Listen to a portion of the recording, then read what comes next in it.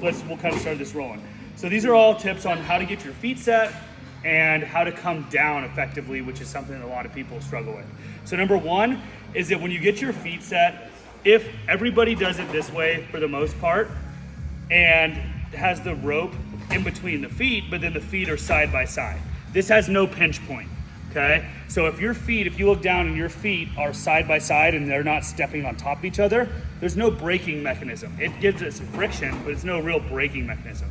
You want to turn your toes down, so kind of pigeon toe yourself, and one foot on top of the other. Now it creates that force of braking on top of the rope. And the next thing with that is that it has to be underneath your body.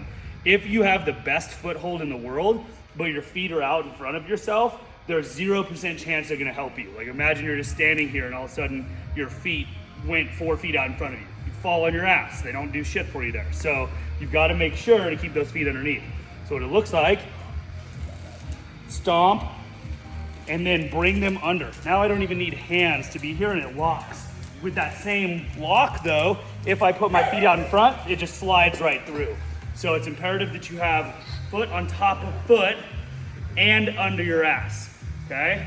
Next is that when we do rope climbs, this should feel like a totem bar that you stand up with. You have zero benefit ever of pulling up on your arms without your legs helping you. So when I jump up, I'm gonna hang, jump and hang. Feet come up and get set. And now as I rotate, I'm gonna use my arms to help rotate me up on top of the rope. Okay, so I'm inhaling rope. I'm not pulling up, I'm rotating. Now I'm standing up and reaching for the next breath.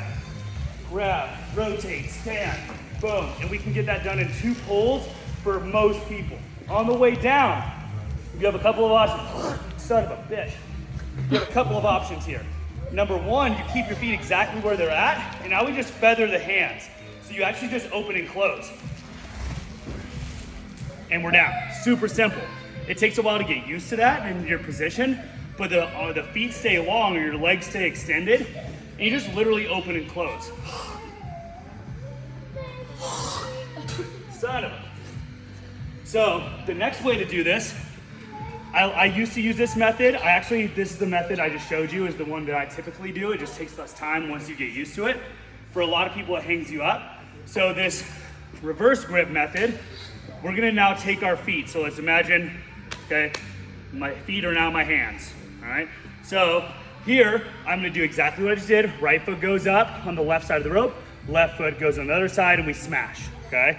Now, once I'm up at the top and I wanna come down, all I'm going to do then is switch my feet. So instead of my left foot being underneath, I will then transition the left foot to on top, and the bottom of my foot will be on top of the rope, and now I create this break and I slide down. When we do this, you have to be in a squatting position. So let me show you what that looks like.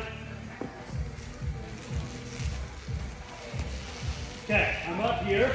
Now, I'm going to bend my knees. I'm gonna bring my left foot on top of my right, stay in a squatting position, and I can come down. Express route. Express route. So those are your options. Yeah. Let me do that one more time for you. Crash pads. Yep. No, if you don't want to slide down anymore, close your fucking hands. You're here, and you're down.